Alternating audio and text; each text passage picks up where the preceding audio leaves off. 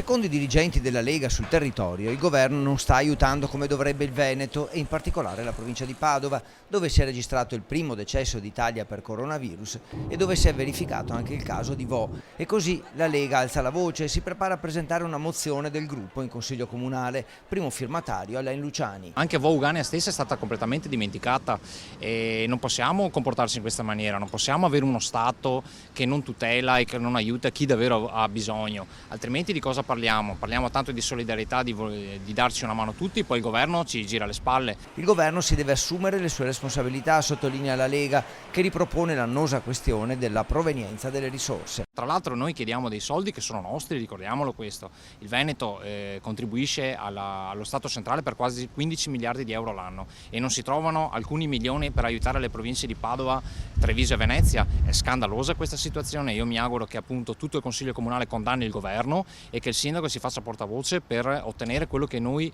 ci meritiamo ed è giusto che abbiamo. Pronto ad attivare la zona rossa per limitare il contagio, prima con Vo, poi con l'intera provincia di Padova, il governo viene accusato di essere lento nel reagire alla difficoltà del territorio, stanziando fondi e aiuti che in questa fase sarebbero necessari per rilanciare l'economia locale. È incredibile come questo governo abbia fatto questa scelta scellerata di non aiutare una delle regioni che almeno nella fase iniziale ha sofferto più di tutte. Ricordiamoci che la prima vittima di Covid è proprio un residente della provincia di Padova, di Vo Ugania.